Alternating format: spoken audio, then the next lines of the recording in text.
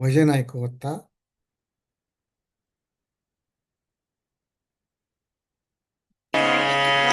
अनंताचा अंत पाहावया गेलो, अनंताचा अंत पाहावया गेलो. तेणे विसरलो आपणासी, तेणे विसरलो आपणासी. आपण आपण पाहता दिसेना, आपण आपण पाहता दिसेना. रूप गवसेना दोही कडे, रूप गवसेना दोही कडे देव आपणची आहे. दोहीकडे देव आपणची आहे. संगहान साहे माझा मज, संगहान साहे माझा मज, माझा मज भार जाहला बहुत, माझा मज भार जाहला बहुत. देखत देखत कळो आला, देखत देखत कळो आला भार पाहिला विचार. कळो आला भार पाहिला विचार. पुढे सारा सार विचारणा, पुढे सारा सार विचारणा. विचारणा झाली रामी रामदासी, विचारणा झाली रामी रामदासी. सर्व ही संगासी मुक्त केली, सर्व ही संगासी मुक्त केली, मुक्त केली मोक्षा मुक्तीची उपेक्षा. मुक्त केली मोक्षा मुक्तीची उपेक्षा. तुटली अपेक्षा कोणी एक, तुटली अपेक्षा कोणी एक. अनंताचा अंत, अनंताचा अंत पाहावया गेलो. या है इसका अर्थ.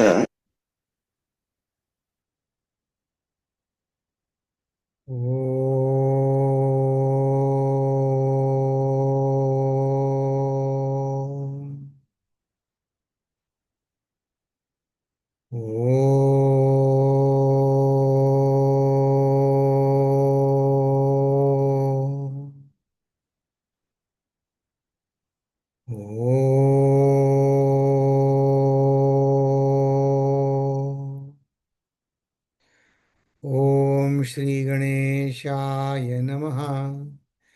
ओम श्री सरस्वत्यै नमः. ओम श्री गुरुभ्यो नमः.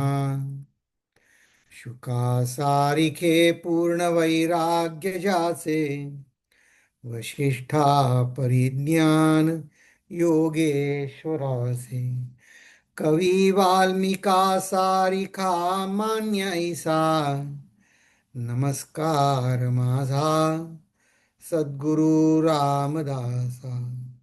नमस्कार माझा सद्गुरु रामदासा. जय जय रघुवीर समर्थ.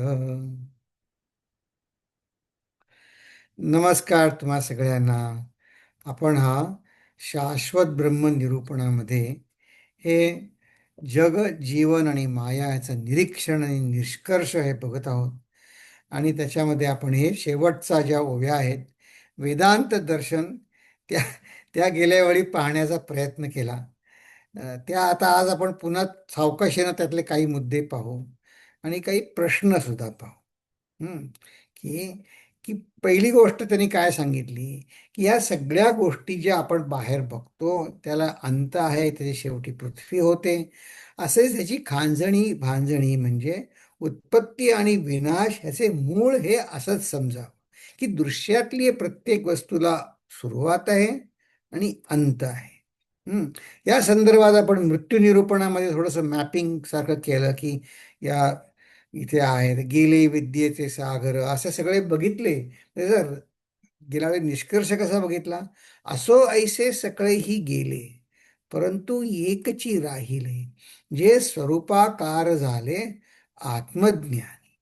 मग आता हा एक मुख्य फरक आहे की बाहेरचं ज्याला आपण व्यवहारी ज्ञान म्हणतो ते आणि आत्मज्ञान. व्यवहारी ज्ञानामध्ये असं सगळे गेले, अमुक गेले, तमुक गेले, संसारी गेले, नाना छंद करून गेले, सगळं मृत्यूचं आहे. मग कोणी स- संसारी असतील ते काय म्हणतील, अरे मग इन्शुरन्स काढा, लाईफ इन्शुरन्स काढा, अमुक काढा, तमुक काढा, असं म्हणू आपण. पण समर्थ याच्या पलीकडे जाऊन उत्तर सांगतात. कारण समर्थना जे उत्तर आपल्याला द्यायचंय त्यांनी आपल्याला आपली जी मुक्ती जी आपण समजतो ती ते आपल्याला रोख कॅश द्यायची, मेल्यावर नाही. हम्म. जे आपल्याला त्यांना स्वरूपाकार करायचं आहे त्यालाच ते आत्मज्ञानी म्हणतात. हम्म. आणि मग ही जी पुढे ही सगळी आपण जो क्रम बघितला विनाशाचा, पृथ्वीच होय, पृथ्वीच होय, मग याच्यावर आपण एक प्रश्न विचारला की ह्या सगळं जे असं आहे, हे पुढचा आपण हा क्रम बघितला की पृथ्वी, आप, तेज, वायू, आकाश, ह्या पंच महाभूतांचं, ह्याच्या पलीकडे या पाच महाभूतांच्या परम्युटेशन कॉम्बिनेशन शिवाय विश्वच नाही की नाही. हे सगळे विश्व म्हणजे पाच महाभूतांचा खेळ आहे. मग ते त्याचा सार काय काढलं की जे जे जेथे निर्माण होते तेथे तेथे तेथे लया जाते. मॉडर्न सायन्स किंवा ज्याला आपण काय म्हणतो ते ते म्हणतात विनाश पावलं. ही पृथ्वी आधीच होती. काही वेदांत दर्शनं सुद्धा अशी आहेत की जे म्हणतात की पृथ्वी भगवंतानी तयार नाही केली. ईश्वराने हे जग जे काय आहे ते पृथ्वीपासून तयार केलं, पण ही पृथ्वी देवाने नाही तयार केली. अद्वैत वेदांत किंवा समर्थांचं आहे ते म्हणतात नाही नाही, ही पंचमहाभूतं कुठून आली त्याला पण उत्तर द्यायला पाहिजे. नाहीतर त्याला जर उत्तर द्यायचं राहिलं तर असं आहे, कधी ना कधी आपल्याला जे दुःख होईल ते त्याला कुठेतरी तडा जाईल. मग नाही. मग येणे रीती पंचभूते नाश पावती. येणे रीती पंचभूते नाश पावती. आणि याचा अर्थ काय, पंचभूत आता अर्थातच मग पंचभूत जिथून आली तिथे शोध घेणं भाग आहे. पंचभूत जिथे आली त्याला. मग तिथं आपण हे वेदांताचं दर्शनाचे गेल्या वेळेस श्लोक बघितले आणि त्याच्यावर आपण विचार करायला सुरुवात केली की हे भूत म्हणजे निर्माण झाले, पुन्हा मागुती निमाले. मग समर्थ काय सांगतात, इथं शाश्वत ब्रह्म उरलं. ते शाश्वत ब्रह्मातनं ही सगळी पंचमहाभूत आली आहेत. आणि जो हे परब्रह्म जोपर्यंत कळत नाही तोवर जन्म मृत्यू चुकत नाही. चत्वार खाणी जीव नाना होणे घडे. तर याच्यावर काही प्रश्न आहेत, ते आता आपण बघूच. पण समर्थ म्हणतात की ह्या सगळ्याची तुम्ही प्रचिती जाणा, हे प्रचितीने जाणावे, विचारे खुणेसी बाणावे. नाहीतर ते म्हणतात हे मूर्खपण आहे, विचारे वीण शिणावे तेची मूर्ख. म्हणजे विचार करता, खोल विचार करता अशी एक जागा आपल्याला सापडली पाहिजे की जिथे माझ्या सगळ्या प्रश्नांची उत्तरे मिळाली. ती जागा कुठली? त्या जागेशिवाय स्वतःला सेक्युअर्ड मानणं, समर्थ म्हणतात हे मूर्खपण आहे. आणि ह्या त्या शेवटच्या ओव्या आहेत की मी खोटंच म्हटलं आहे, मी सेक्युअर्ड आहे. ते म्हटले नाही, ते हे ज्ञानी भिडेने दडपला. म्हणजे कसं, मला समजलं नाही असं कसं म्हणायचं?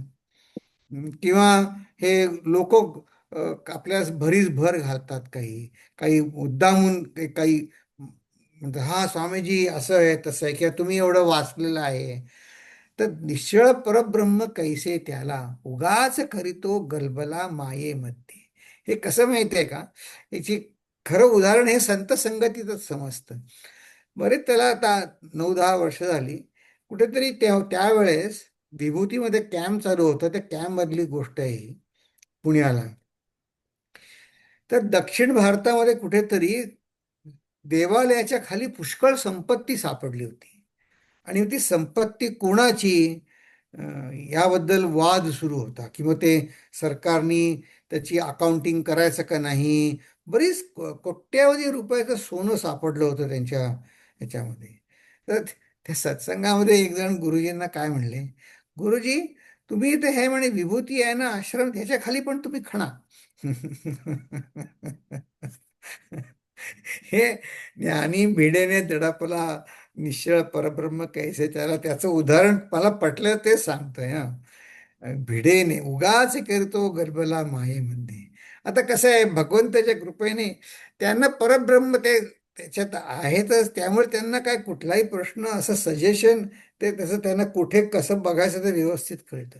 बरं जाऊ सिरियसली काही त्यातले कलेक्टर होते, काही असे बरेच होते, ते म्हणले खणा खणा म्हणे सगळं तुमचंच आहे, ह्याच्या खाली पण मिळेल काहीतरी. गुरुजी म्हणले कशाला खणा. नाही नाही म्हणे संपत्ती लागेल. गुरुजी म्हणले म्हणजे म्हणे आणखीन प्रॉब्लेम तयार होतील.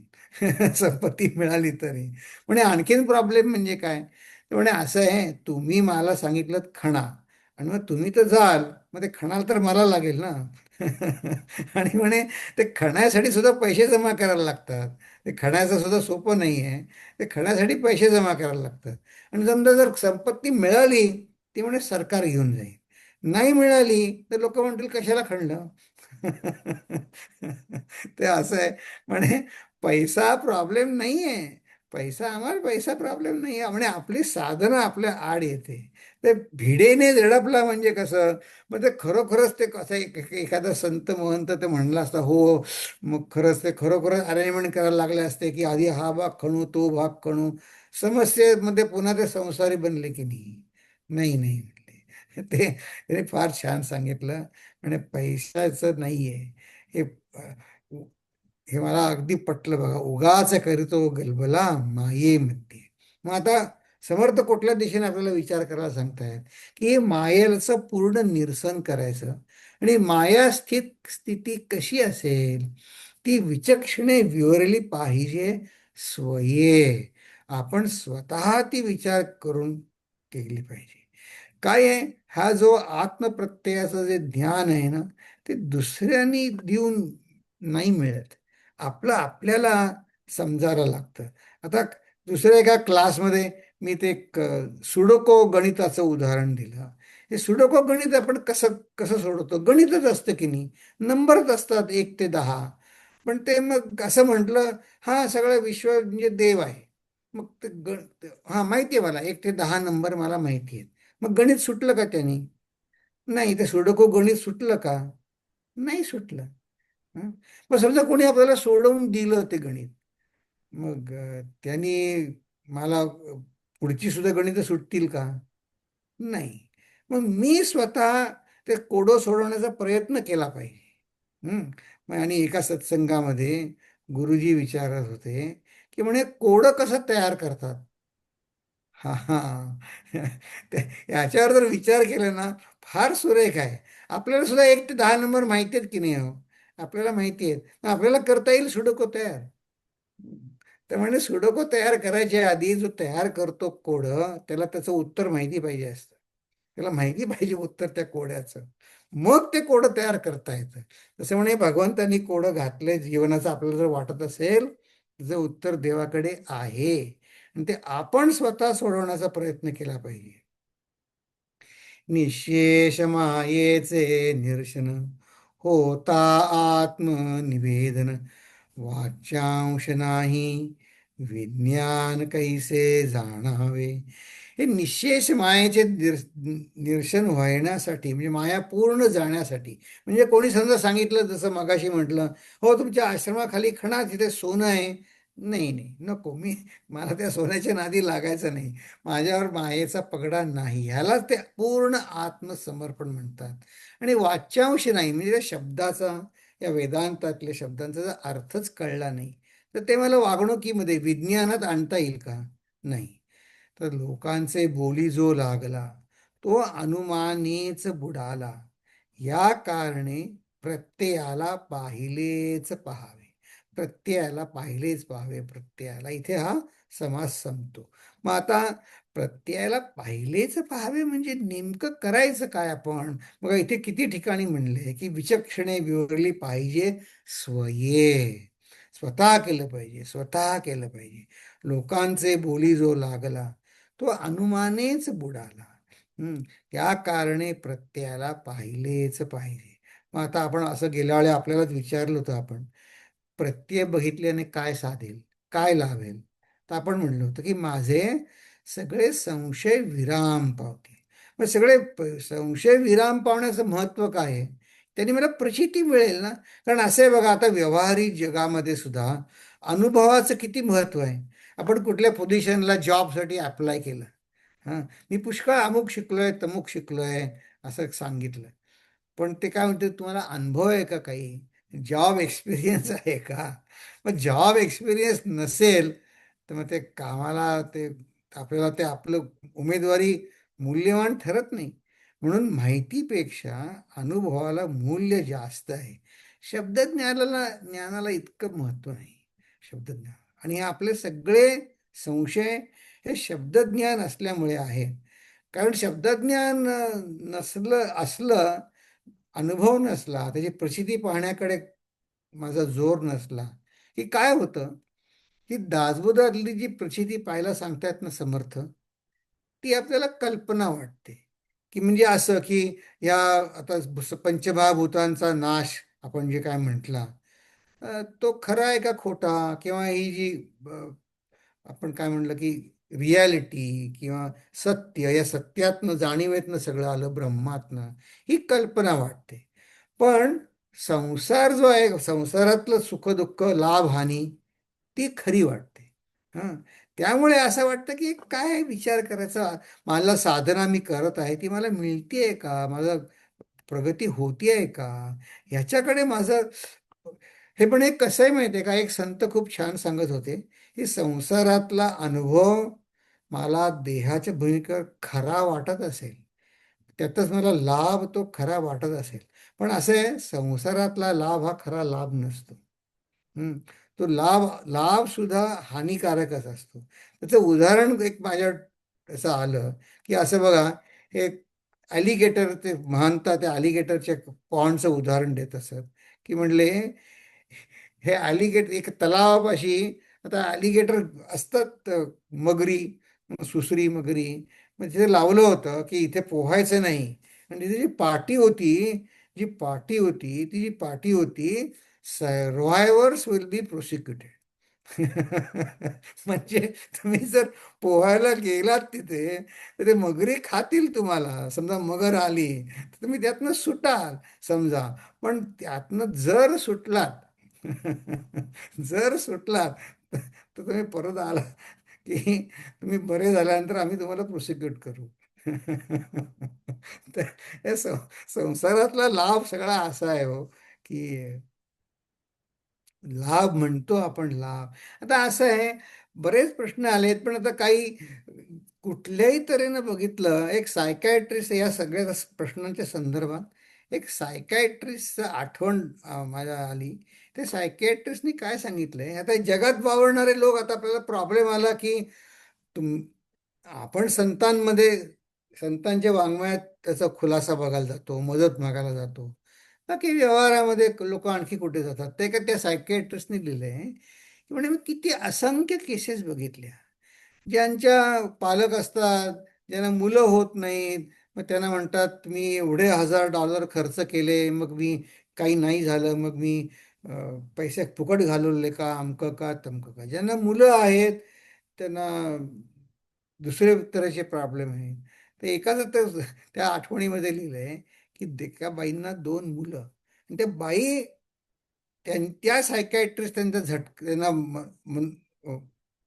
कन्सल्टिंगसाठी आल्या. काय, त्यांची 2 मुलं, दोन्ही चांगले शिकले सवरले, पण एक मुलगा जरा म्हणले बेदरकार वागतो. बेदरकार वागतो म्हणजे गुन्हेगारी करत नाही, पण स्थिर नाही, कधी हे कधी ते, तो त्याच्या मनाने वाटेल तसा वागतो. आणि दुसरा मुलगा आहे तो काय, चार चौकटीत काय असेल तसं वागतो. बर मग तर जो चार चौकटीतला जो आहे, त्यांनी त्याचं आता लग्न ठरवलं. आणि त्याच्या लग्नाच्या मध्ये कोणाकोणाला बोलवायचं तर त्याच्यात त्या भावाचं नाव नव्हतं. मग त्या आईने विचारलं, अरे तुझ्या भावाला नाही बोलवत तू? तो म्हटला नाही बोलवणार. मग ती आईनं आग्रह धरला. तर त्या आई म्हणली, ज्या दिवसापासून मी असं त्याला म्हटलं आग्रह धरायला, त्या दिवशी पण त्यांनी माझ्याशी बोलणंच सोडलं आणि मला पण त्यांनी वेडिंगमध्ये अनइन्व्हाइट केलंय. हम्म. आता आता असं आहे की हे बघा, सर्वायव्हर्स विल बी प्रोसिक्युटेड, हे खरं आहे की नाही? संसारामध्ये जर मी लागलो, संसारच खरा मानून चाललो, तर सर्वायव्हर्स विल बी प्रोसिक्युटेड. ते मगरी आहेत, त्यात कधी आपला फन्ना उडवतील कुठल्या ह्यानी, काही सांगता येत नाही. म्हणून मग ज्यांना मुलं नाहीत ते सुखी आहेत का? नाही, त्यांना दुसरी चिंता आहे. जे मुलं आहेत झालेत त्यांना दुसरी चिंता आहे. कुठे संसारात कुठेच सुख नाही. हम्म. तर असं आहे. मग लोक म्हटले, प्रश्नामधलंच एक काही प्रश्न आहे, ते सगळे प्रश्न वाचणार नाही. एक म्हटले हा फार कठीण आहे. पण ते एका सत्संगतीमध्ये एक स्वामी काय म्हणले, म्हणे कठीण आहे पण अशक्य नाही आहे. कारण म्हणे संसारात सुख मिळणं अशक्यच आहे. कारण ते नाहीच आहे तिथे. इथे म्हणे कठीण तरी आहे. संसारामध्ये सुख मिळणं अशक्यच आहे. ते कसं कसं काय म्हणले होणार. असेही संसारातली प्राप्ती ही अशी दुधारी असते. मिळालं तरी सुख, नाही मिळालं तरी पुन्हा दुःख. जे सगळं तात्पुरतच असतं. मग आता हे सगळे ह्या संदर्भात समाज तर संपला आपला, पण आता समर्थाने आपल्याला वारंवार विचार करायला सांगितला, प्रचिती म्हणायला सांगितली. तर हे काही प्रश्न आपण बघू. तर हे जे आपण गेल्या वेळी हा प्रश्न बघितला होता की मी पुन्हा हिंदू म्हणून जन्माला येईन का, मला माझ्या प्रियजनांची आठवण होईल का, याच्यावर आपण काही चर्चा केली होती. फक्त याच्यामध्ये सगळ्या पुढील जन्मी पुनर्जन्मावरती जास्त त्याच्यावरती यांची हे होती. पण असं आहे की ह्या जन्मी आपण जास्त विचार केले पाहिजे की नाही, कारण पुनर्जन्म तर आपल्या हातात नाही. आता ह्या जन्मीचे काय प्रश्न आहेत, तर असं आहे की ह्या जन्मीच्या प्रश्नांमध्ये असं म्हटलं आहे की जडाचे मूळ ते चंचळ आणि चंचळाचे मूळ ते निश्चळ. हे निश्चळ पाहिजे मला आणि हे प्रचितीने खुणेसे आम्हाला पाहिजे. या चंचळाच्या सुद्धा मुळाशी जे चैतन्य आहे, ब्रह्म आहे, ते काय आहे ते मला पाहिजे.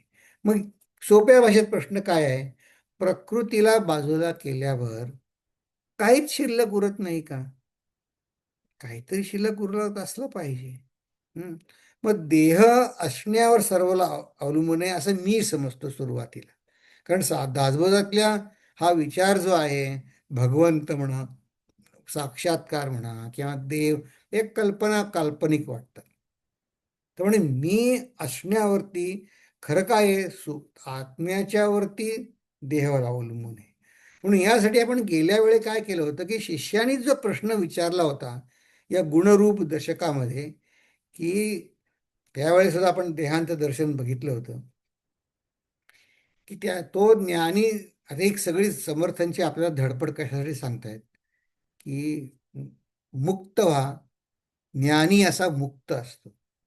म्हणले त्यांनी प्रश्न विचारला होता, ज्ञानी तुम्ही म्हणतात तसं ज्ञानमते सुटला. म्हणे मला म्हणजे जर मी साधन केलं नाही तर मला बद्धता आहे. मग माझं पुढच्या जन्मी काय जन्मत? तुम्ही तर मुक्त झालात, माझं काय जन्मत पुढच्या जन्मी?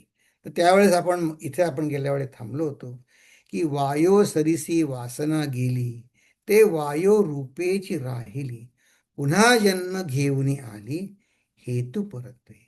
आता हे हेतू परत्वे, पुन्हा जन्म घेऊन आली, याच्यावर आपण आज पुन्हा आणखीन थोडा विचार करणार आहोत.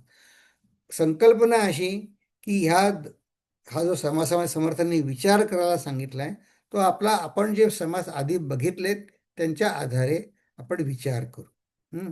की मनाच्या वृत्ती नाना, त्यात जन्म घेते वासना, वासना पाहता दिसेना, परंतु आहे.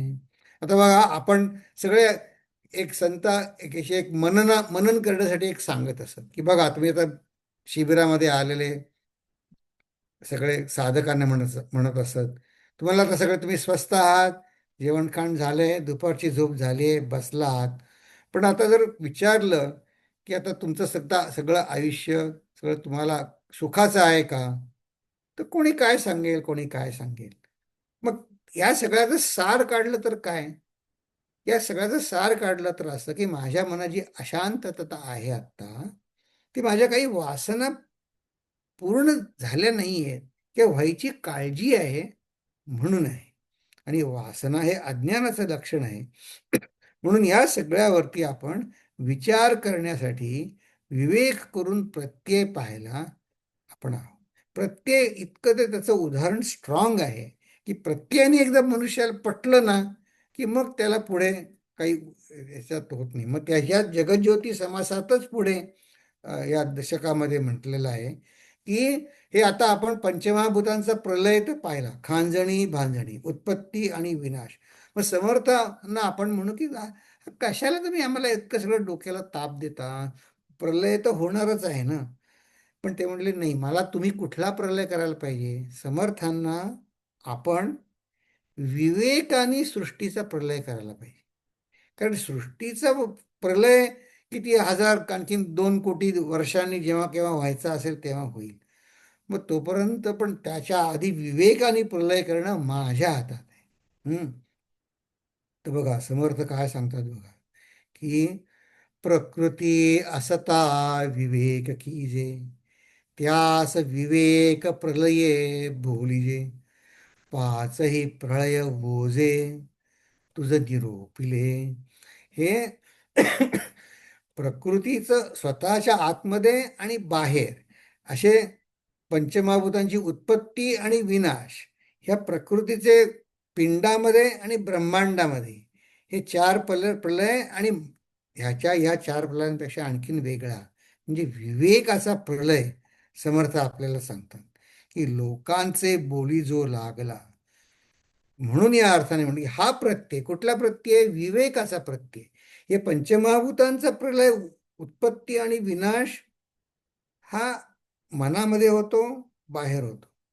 पण विवेकाचा प्रलय आपण आपण करू शकतो.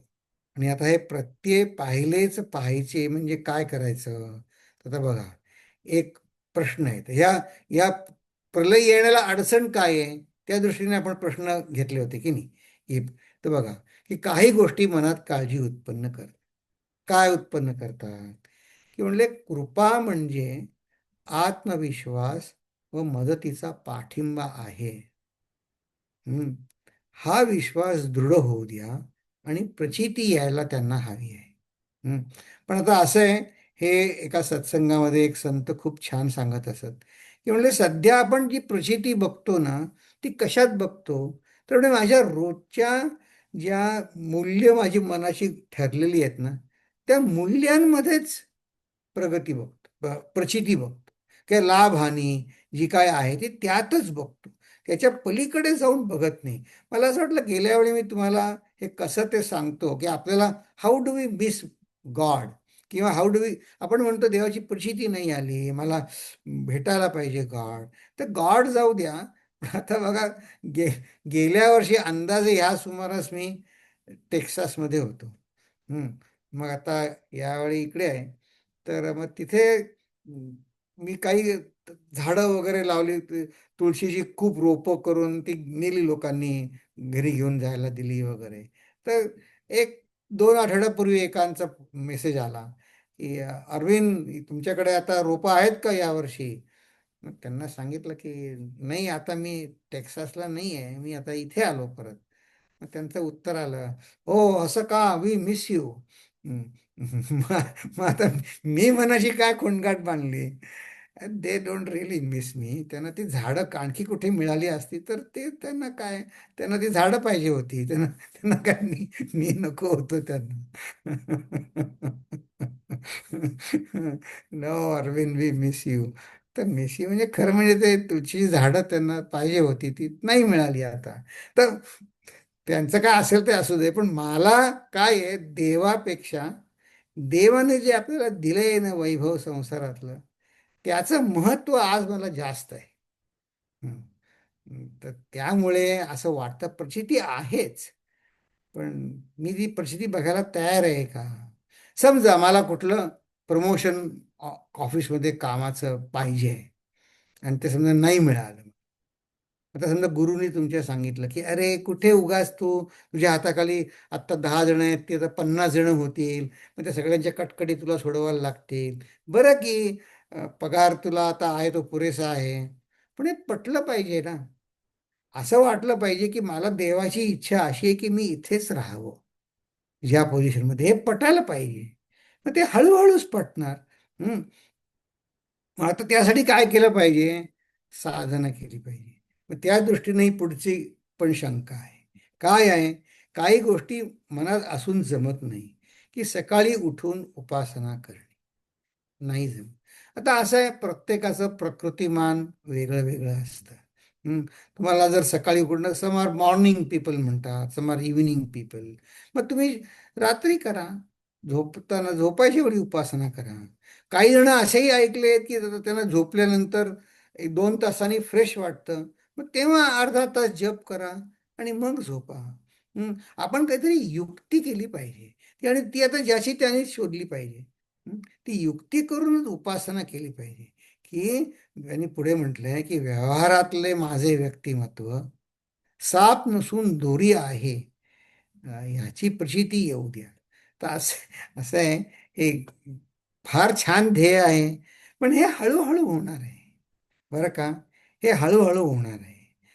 की आता हे माझंच उदाहरण मी पुढे चालवतो, की मी जर मनातनं असं समजून आलो असतो की माझ्याशिवाय काय त्या गावचा आश्रम कसा चालेल, काही नाही हो, व्यवस्थित चाललंय सगळं, त्याचा काही संबंध नाही. मग आता मी जे समजत होतो ते मला भगवंतानी मला माझी साधना करण्यासाठी संधी उपलब्ध करून दिली होती. बस इतकंच आहे की साप नसून दोरी आहे. हे आता ह्याचं एक उदाहरण आपण बघणार आहोत, पण ही खूप पुढची पायरी आहे. हे हळूहळूच होईल. साप नसून दोरी म्हणजे कसं आहे बघा, समजा कोणी आपला समजा अपमान केला, मग त्या चार चौघामध्ये गप्प राहायला आपल्याला जमायला पाहिजे. मग घरी आल्यानंतर पुन्हा जर त्याची आठवण काढत बसलो, तर मग कसं चालेल? नाही चालेल. ठीक आहे. तर हे उपासना असं आहे की उपासनेचं बळ असतं, आणि मग ते असं वाटलं पाहिजे की मला माझी परीक्षा बघणारा भगवंत आहे, आणि काही कठीण प्रसंग हा माझी परीक्षा बघण्यासाठी आलेला आहे. हं. त्या उपासनेचं बळ, आणि आपल्याला काय मागायचं असेल ते देवासमोर मागण्यामध्ये काही गैर नाही. एक संत इतकं सुंदर सांगत असत, म्हणजे तुमचा एक मुलगा आहे आणि तो तुमच्याकडे काही न मागता शेजाऱ्याकडे पैसे मागितले त्याने, तर तुम्हाला आवडेल का? नाही आवडणार. तुम्ही देवाकडेच मागितलं पाहिजे काय हवं ते. बर. तर ही ही शंका आपल्या आटोक्यातली आहे. आता पुढची जी शंका आहे ती जरा गंभीर आहे, पण विचार करण्यासारखी आहे. की जो जन्म मृत्यू चुकेना, कारण परब्रह्म जो आकळेना, जन्म मृत्यू चुकेना, चत्वार खाणी नाना होणे घडे, या ओवीवर आहे की आताच्या परिस्थितीत मी मला जो श्याम समजतो, त्याने जन्मानुजन्मी विविध नामरूपांना मी म्हटलं आहे. हं. जे या श्यामला माहीत नाही, आत्ता माहीत नाही. म्हणजे त्या सर्व मी पासून या श्यामची मुक्तता झाली आहे ना. तर असं आहे, मुक्तता म्हणजे, त्याचं माझं उत्तर असं आहे त्याला, की पूर्वीच्या नामरूपांशी आज प्रत्यक्ष व्यवहार संबंध नाही, काही अडत नाही आपलं, हे खरं आहे. पण त्या व्यवहारातनं, व्यवहारजन्य कर्मांचं जे फळ संस्कार रूपाने माझ्या सूक्ष्म शरीरात आहे ते आहेच, आणि त्यानुसारच, किंबहुना त्या अनुसारच आजचा माझा परिसर, माझे नातेवाईक, शेजारी, राजकीय परिस्थिती ही त्या संदर्भानेच आलेली आहे. हं. एक संत ते इतकं छान सांगत असत. त्यांनी त्या संतांना त्यांना डायरेक्ट विचारलं की अरे म्हणे या जन्मी तू, आता ज्ञानेश्वरी चालू होती, या जन्मी आपण जे ज्ञानेश्वरी वाचतोय याचा अर्थ गेल्या जन्मी आपण कुठेतरी ज्ञानेश्वरी ऐकली असणार, त्या गुरूंनी तुम्हाला सांगितलं असणार आणि त्यांनी अंतकाळी आता पुढच्या जन्मी अशी सोय केली की आता तुमची ती फुल टाईम साधना सुरू होईल.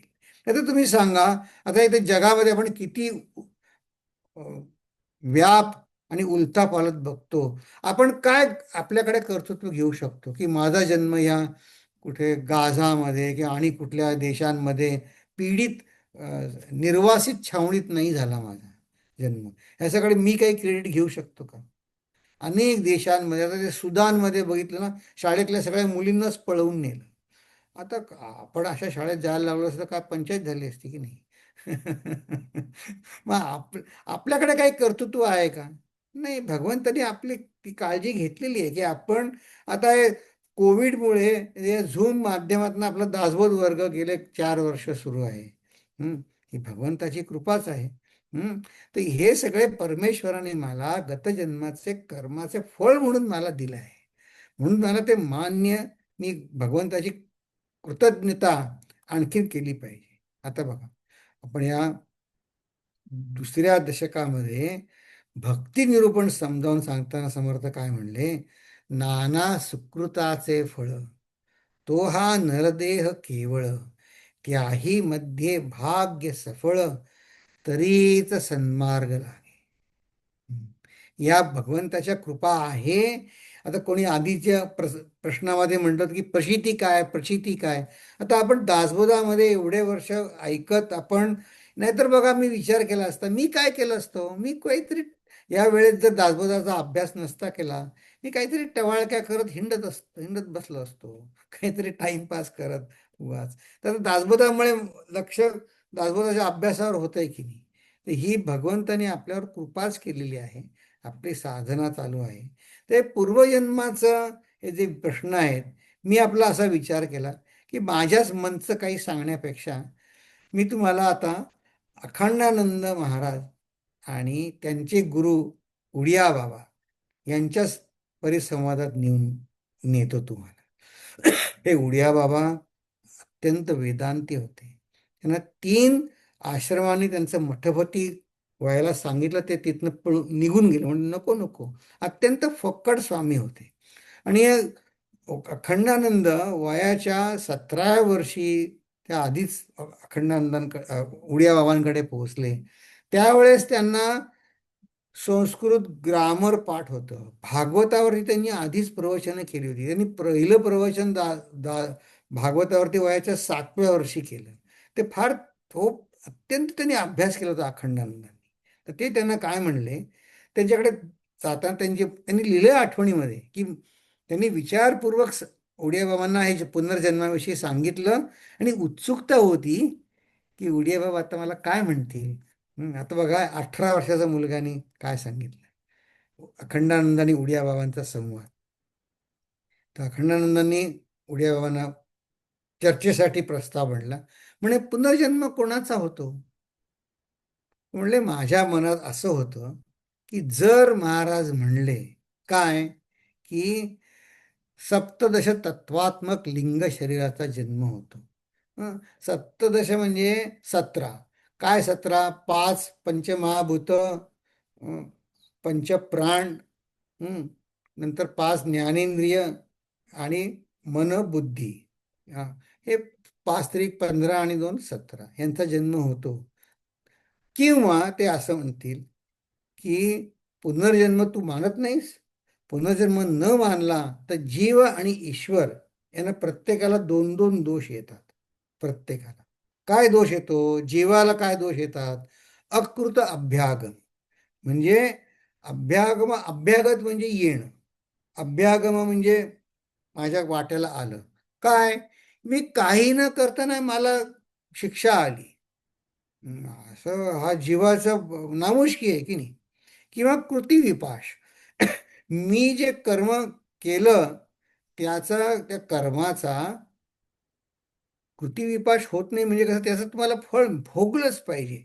भोगलंच पाहिजे म्हणजे असं की आता समजा एक संत उदाहरण देत, मी जर वाईट कृत्य केलं तर मला जर शिक्षा झाली तर मी ते नाकारू शकत नाही. हं. पण मला जर कोणी सरकारने अवॉर्ड दिलं, समजा अवॉर्ड दिलं, तर मी ते नाकारू शकतो की नाही? हां, मी ते नाकारू शकतो, सांगतो नको मला हे तुमचं अवॉर्ड, मला नको तुमचं काय बक्षीस देतात ते. पण ह्याच्यामध्ये आहे की तो होणार नाही, ते ते तुम्हाला भोगायलाच पाहिजे. मग असं नाही चालत. आता संत महात्म्याने किती पुण्य केलं, रामदास स्वामींनी किती पुण्य केलं, उपासना केली, आणि ती तशीच आपल्याला करायला सांगतायत, आणि ते सांगतायत की तू स्वर्गापाशी थांबू नको, स्वर्गाच्याही पलीकडे जा. तर आपल्याला आपण काय म्हणायला पाहिजे मनामध्ये, मला स्वर्ग नको, मी एवढं पुण्यकर्म केलं असेल, पण त्याचा लाभ म्हणून मला स्वर्ग नको. हं. मला मुक्ती पाहिजे, म्हणजे मला स्वस्वरूप मी कोण आहे ते पाहिजे. आणि आता बघा की हे जर असं असतं, तर आता हे दोन चित्र आहेत की पुनर्जन्माबद्दल. आता यातले मनुष्य बघा, हे तिकडे का जन्माला आले आणि हे इथे का जन्माला आले? तुम्ही म्हणाल मग ते कुत्रे का तिथे जन्माला आले? मग कुत्र्यांना पण प्रारब्ध आहे का? हा, कुत्र्यांना पण प्रारब्ध आहे. फक्त त्या मिळालेल्या प्रारब्धाचा हा विचार करायची शक्ती त्यांच्या अंगात नाही, कुत्र्यांना.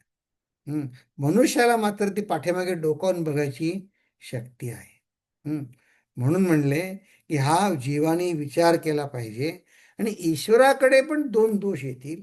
एक म्हणजे वैषम्य, म्हणजे कोणाला काही त्याच्या जन्माचं फळ नसताना त्यांनी त्याला, सॉरी, वैषम्य आणि नैगृण्य. नैगृण्य म्हणजे कुठलीही अपराध नसताना त्याला शिक्षा करणं, असं नाही.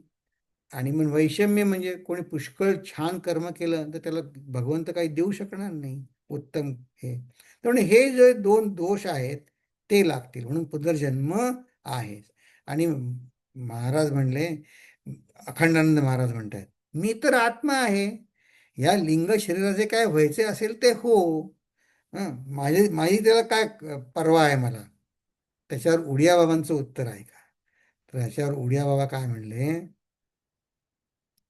तू आपल्या बुद्धीचा उपयोग पुनर्जन्म आहे हे सिद्ध करण्यात खर्च करू नकोस.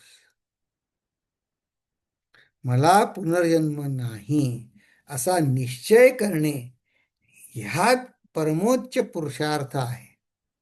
म्हणजे बघा ते काय म्हणले, अरे तू एकदा संतांच्या चरणी लागलास ना, आता तुझी सगळी जबाबदारी संतांनी उचलली. किंवा ते ज्ञान मार्गाचे अधिकारी होते, त्यांना म्हणले मला पुनर्जन्म नाही असा निश्चय तू कर. ते म्हणले, आता त्यांची तशी आहे तशी उत्तर तुम्हाला सांगतो, मला याचं भाषांतर कसं करायचं समजलं नाही. यह अतर्किक उत्तर सुनकर मैं आश्चर्यचकित रह गया. हे म्हणे अगदी खरोखर सचमुच यह उत्तर अश्रुतपूर्व था, करुणापूर्व था, परमार्थ का बोधक था. आपण भगवंतापाशी प्रार्थना करूया की ह्या अखंडानंद आणि उडिया बाबांच्या संवादातनं माझी पण प्रतिक्रिया अशीच होईल, की इतकं सुंदर उत्तर, की मला आपल्या सगळ्यांना, तुम्हाला आम्हाला कोणाला पुनर्जन्म नाही असा निश्चय आपला होऊ द्या. मग आता बघा, आता आपण आणखीन एक स्टेप पुढे जाऊ. की अखंडानंद म्हणले, त्या दिवसापासून मी मुक्त आहे याचा अभिमान बाळगण्याचा फंदात न पडता मला संत संगती अधिकाधिक कशी लाभेल याकडे कटाक्ष ठेवला. बघा, आपण या दासबोधामध्येच एक ओवी बघितली होती, मुक्तपणाची पोटी शिळा बांधता जाईजे पाताळा. की मी मुक्त आहे असं जर मी मनाने ठरवलं तर हे पोटाला दगड बांधून पोहायला उतरण्यासारखं आहे. मुक्तपणाची पोटी शिळा, पोटाला शिळा बांधली, बांधिता जाईजे पाताळा.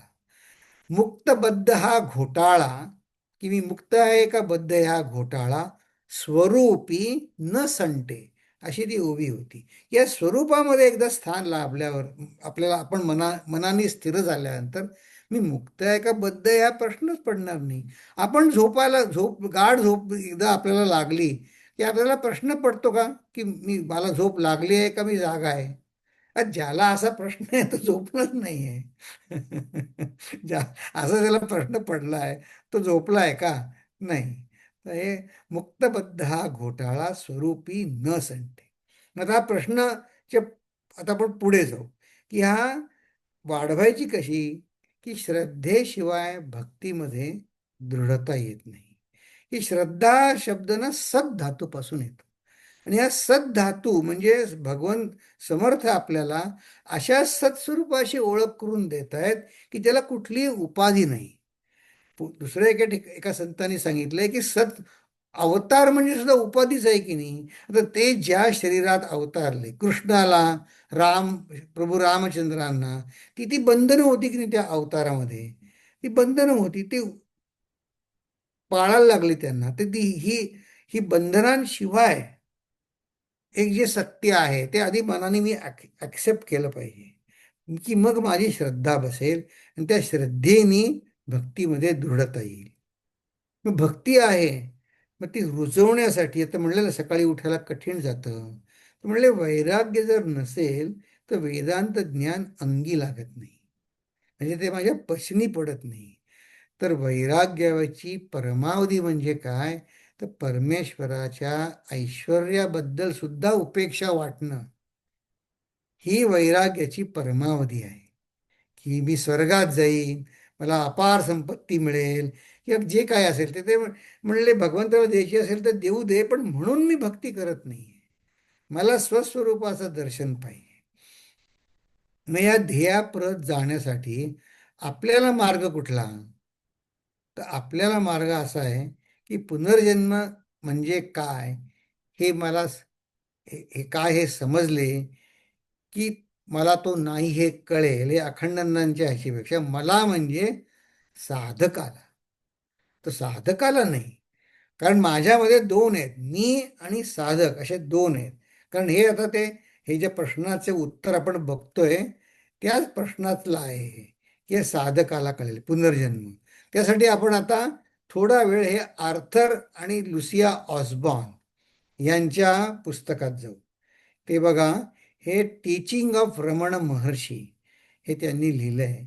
आणि त्यांनी हे प्रत्यक्ष अनुभव त्यांचा, आता त्यांची आता आज आपल्याला वेळ नाही त्यांचं हिस्ट्री पाहण्यासारखी आहे की ते रमणांकडे कसे आले. पण एकाच फक्त प्रसंगामध्ये रमणांच्या आश्रमामध्ये एक गाय होती. तर ती गाय, रमण संध्याकाळी 6ला फिरायला जात, तर ती 6 वाजता गाय बरोबर कुठे असेल रानात चरायला ती बरोबर आश्रमात तिथे यायची. रमण तिच्या पाठीवरून हात फिरवायचे आणि मग ती जायची. तिला रमण तिला जा माय म्हणायचे की तमिळमध्ये. तर ती आजारी पडली आणि मरणोन्मुख झाली. तर रमणांना कळलं. त्यांनी तिला आणा तिला. त्यांनी आणली. तर रमणांनी तिला तीर्थ पाजलं तिला, आणि असे त्या गायीनं प्राण सोडले. त्या आर्थरने त्यांना विचारलं काही दिवसांनी की महाराज, ही गाय मुक्त झाली का? हो म्हणले, मुक्त झाली. कसं काय? तर म्हणे ही गाय कोण होती हे प्रत्यक्ष रमणांनी सांगितलं, त्यांनी लिहून ठेवलंय त्या पुस्तकामध्ये. ते म्हणले रमण जेव्हा त्यांच्या साधन काळामध्ये 6-6, 7-7 दिवस त्या भावावस्थेमध्ये समाधीमध्ये असत गुहेमध्ये, त्यावेळेस गावातली एक म्हातारी त्यांना दूध घेऊन येत असे.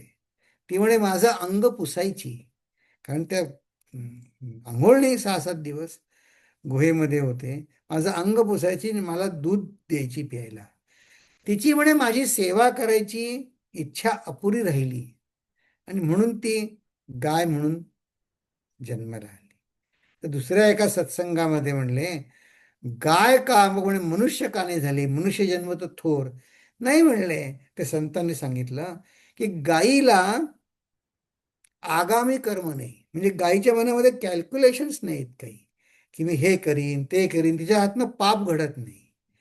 तर म्हणे मनुष्य जन्माला आपण संतांच्याकडे पण जरी आलो, माझ्यातनं काही पाप घडलं समजा चुकून, त्याचं फळ भोगायला पाहिजे. त्यापेक्षा भगवंताने तिला गाय केलं आणि त्या काही त्याचा एक फोटो आहे बघा रमणांच्या त्या पुस्तकामध्ये, त्या गायीचा. तिची असं म्हणे की तिची समाधी सुद्धा आश्रमामध्ये त्या आहे. हम्म. काका गेले असतील, त्यांनी कदाचित बघितलं असेल. हम्म. हम्म. समाधी आहे. तर ह्याचं आता उत्तर मी असं धरून चालतो की हे उत्तर मिळालं. आता पुढे चलू, थोडं आहे आता, जास्ती नाही. की किंवा मुक्ती म्हणजे अशा ज्या ज्या मीशी मी जोडला गेलो असेन, त्या सर्वाहून खरा मी वेगळा आहे हे समजून घेणे आणि अनुभवणे. हां, हे हे त्यांचं उत्तर आहे. पुढचं जे याचा डिटेल आहे ते बरोबर आहे, की त्या मीशी त्यावेळेस जोडला असेन, पण खरा मी या सगळ्यांपेक्षा मी वेगळा आहे. मग हे जो अनुभवतो तो श्याम नव्हे, मग तो कोण? आणि तो अनुभव म्हणजे काय? आता बघा, इथे जर तुम्ही बघितलं, हे कितीतरी मी मी असे आहे. आता हा प्रश्न जो खरा साधक आहे ना, त्यालाच हा प्रश्न पडतो. म्हणून आपण त्याच्यावर इतका वेळ खर्च करतोय, की हा मी कोण आहे. हे साधनाची स्थित्यंतर आहेत ही माझ्या. आधी मी म्हणत होतो की देव नाहीच, मुळी देवाचा संबंधी आहे का नाही विचार करायला सुद्धा वेळ नव्हता मला. मी माझं जीवन सुखसोयी फक्त त्यातच मग्न होतो. मग माझी प्रगती अशी झाली की मी आता देव नाही असं म्हणू लागलो. मग नंतर साधना करत असताना मग देव म्हणजे काय याच्यावर विचार करू लागलो. मग नंतर कळलं की माझ्यामध्ये एक वाईट मी आहे, की जो फक्त सृष्टीमध्ये सुखभोग त्याला पाहिजे असतात. आणि एक मी उपासनेकडे जाणारा मी आहे. तो मी सध्या कमकुवत आहे. मग आम्ही वेदांतामध्ये लक्ष द्यायला सुरुवात केली. असे कितीतरी मी आहेत. तर बघा, यांनी ज्यांनी प्रश्न विचारला आहे फार उच्च कोटीचे साधक आहेत. त्यांनी वेदांताचं तो श्रवण तुमच्यापैकी जणांनी सुद्धा पुष्कळ केलेलं आहे. ते एक बृहदारण्यामध्ये जो उपदेश आहे त्याच्याकडे जाण्यासाठी आपण हे म्हणतोय, की जर तो अनुभव आला, कारण त्यांनी पुढे काय विचारलं, हा फार गंभीर प्रश्न आहे. मी याच्यावर खूप विचार केला आणि म्हणूनच मी ती बृहदारण्यक उपनिषदातला ओवी सांगणार आहे आणि मग आपण थांबू. की हा जो अनुभव आला की ह्यापेक्षा मी वेगळा आहे, तो अनुभव आला तर, कारण तो तर मी नाही म्हटल्यानंतर ते विविध रूपांना जोडलं असो किंवा नसो, त्यांनी काय फरक पडतो, कारण तो मी नाहीच. मग पुढचं आणखी गंभीर आहे की अशी मुक्ती तरी त्या अनुभवानंतर निरर्थक होते का? हा, फार सुंदर प्रश्न आहे. मुक्ती निरर्थक होते का, कारण काही संबंधच नाही माझ्याशी. तर ह्या अर्थाने निरर्थक नाही होत, याच्याविषयी विचार करणं जरूर आहे. तर बृहदारण्य उपनिषदामधली श्रुती अशी आहे, आत्मानं चेत् विजानीयात् अयमस्मीति पुरुषः किमिच्छन् कस्य कामाय शरीरम अनुसंज्वरेत. तर याच्यामध्ये हे मी का उद्धृत केली, कारण यांनी इथे 3-4 ठिकाणी ह्या मीच स्थित्यंतर केलं आणि मग काय म्हणले, ही निरर्थक आहे मुक्ती. तर मुक्ती निरर्थक नाही ठरणार, तर काय निरर्थक ठरेल, की देहाला सुखी करण्यासाठी जी जी मी मेहनत घेत होतो आतापर्यंत, ती निरर्थक ठरेल. आणि तेच म्हटलं या श्रुतीमध्ये, की मी आत्मा आहे असं जर मला कळलं, पण त्याच्या आधी जर चेत विजानीय, चेत म्हणजे इन केस मला जर हे कळलं की मी आत्मा आहे, मग कोणाला कळलं, की अयम अस्मीति पुरुष. आता पुरुष म्हणजे कोण? मग पुरुष शब्दाचे पुष्कळ अर्थ आहेत. बोलीभाषेत पुरुष म्हणजे स्त्री आणि पुरुष असा धरतो, तो इथे नाही. तर म्हणले अयम अस्मिती पुरुष आहे. ह्या ज्या म्हणजे थोडक्यात सांगतो, पुरुष म्हणजे जीव. या इथे जीव म्हणून धरलेला आहे, जीव. मग ह्या जीवाला असं जर कळलं, अयम अस्मी काय, अयम आत्मा अस्मी असं जर या जीवाला कळलं, तर म्हणले किमिच्छन कस्य कामाय शरीरम अनुसंज्वरेत. ज्वर म्हणजे ताप. म्हणले मग म्हणे एकदा जर या जीवाला कळलं की मी आत्मा आहे, मग तर कशासाठी आता शरीर राबवेल, कशासाठी? पण हे आता आपण फक्त 2 मिनिटात त्याचा फक्त शब्दार्थ बघितला, तर पंचदशी नावाचा एक ग्रंथ आहे. त्यात 15 अध्याय आहेतच. त्यातला जो 7वा अध्याय आहे ना, त्याचं नाव आहे तृप्तिदीप. त्याच्यामध्ये या विद्यारण्य स्वामींनी ह्या एका श्लोकावरती समजावून सांगण्यास करता 297 श्लोक लिहिले. आधी पुरुष म्हणजे कोण हे सांगण्यासाठी पहिले 27 श्लोक त्याच्यावरच आहेत, पुरुष म्हणजे कोण. मग अयम म्हणजे काय ते समजावून सांगायला सांगितले. मग हे हा फार सुंदर तो 7वा अध्याय आहे. पण त्याच्यामध्ये जी शेवटचं ओळ आहे ना, का किमिच्छन कस्य कामाय शरीरम अनुसंजुरे. हं, तर हे फार विचारणं सुंदर आहे. तर मुक्ती निरर्थक ठरणार नाही, थोडक्यात उत्तर म्हणजे. तर ही शरीराची जी चेष्टा किंवा तळमळ माझी ती निरर्थक वाटेल. म्हणजे असलं तर असू दे, नसलं तर नसू दे, असं आहे. आणि जर पुरुष शब्दाचा अर्थ आहे, तो त्याचा स्थित्यंतर त्या जीवाचं कसं होतं ते आपण बघू. पण आता ही एक फार पुढची अवस्था आहे. पण एक कॉन्सेप्ट म्हणून सांगायला तुम्हाला एक मी गोष्ट सांगतो. आपल्यापाशी 2 मिनिटं आहेत अजून. ते एक गोष्ट सांगतो. हा, गोष्ट सांगा. असं जरा याचा डोक्याला खूप ताप नको हो, गोष्ट सांगा. आता ही गोष्ट तर खरी खोटी माहीत नाही, पण आहे. एक एक महात्मा वारंवार ही गोष्ट कोणी सांगितलं, अनुभव द्या, अनुभव द्या, ते म्हणे ते सांगत असत. तर काय होतं, एक पती पत्नी होते, प्रेमळ होते. त्यांचं लग्न झालं होतं, नवीन जे नुकतं लग्न झालं होतं. पण तो नवरा जो होता तो अतिशय काय होता, की त्याला धन संपत्ती अतिशय प्रिय होती. काही दागिने, प्रेमाने दागिने तर केले होते पत्नीला, पण ते फार प्रेम होतं त्याचं दागिन्यांवरती. आणि तो फार, ते एकदा असं झालं, एका ते पती पत्नी कुठे समारंभाला गेले होते. मग रात्री यायला उशीर झाला. मग ते काय सगळे दागिने उतरून ठेवायला, काय आता माहिती नाही किती उतरले असतील. नाही, सकाळी उठल्यावर असं कळलं की अरे, मी जो सोन्याचा कंठहार घातला होता तो नाहीये, कुठे गेला. तिला इतकी चिंता पडली की आता माझा नवरा काय म्हणेल, की इथं हरवला हार तो. त्याला इतकी चिंता लागली. दुपारी तो नवरा घरी आला. तर जुनं उदाहरण आहे, जेवायला घरी आला, चिंतित दिसली बायको. काय झालं म्हणे, असं चूक झाली माझ्या हातनं, तो जो हार होता तो हरवला माझ्या हातनं. तर ते नवऱ्याला दिसलं, तर म्हणला, हरवला, जरा बघ, पाठीमागे वळ, असं मानेला हात लाव, पाठीमागे काय आहे बघ. अरे, हार हार मिळाला, हरवलाच नव्हता. हं, हे तुझं तुझ्यापाशी आहे. तुम्ही म्हणाल, ही काय गोष्ट सांगितली आम्ही, हे काय गोष्ट, आम्ही पण आत्मबोध पुस्तक वाचलंय, आम्ही पण हा श्लोक माहिती आहे आम्हाला. आत्मा तो सततम प्राप्तोपि अप्राप्तवद विद्यया तन्नाशे प्राप्तवद भाती स्वकंठाभरणम यथा. एक शंकराचार्यांनी दिलेलं उदाहरण आहे. आत्मा तो सततम प्राप्त, आत्मा सतत प्राप्त आहेच, पण तो आपल्याला कळत नाही का, अप्राप्त वद अविद्यया. आत्मा तो सततम प्राप्तोपी अप्राप्तवत आत्ता आहे असं वाटतं का, अविद्येने वाटतो. कसा, आणि मग म्हणले तो प्राप्त झाल्यानंतर तन्नाशे प्राप्तवत भाती. त्यांनी विचारलं ना, की मी मुक्तच आहे, माझा काही संबंधच नाही, मग माझी मुक्ती खरी का खोटी. तर असं काही शब्द, भाषा वापरावी लागते. म्हणून म्हणतात मुक्ती मिळाली. म्हणून तन्नाशे प्राप्तवत भाती, मिळाल्यासारखं वाटतो. कसं, या गोष्टीसारखं, स्वकंठाभरणम यथा. की माझ्या हरवलेलीच वस्तू, असं समजा माझ्या खिशातच होती, मग ती कुठून आली का, कुठून दुसरीकडून चावी मिळाली, मिळवली का कुठून, मी हरवली कुठे होती.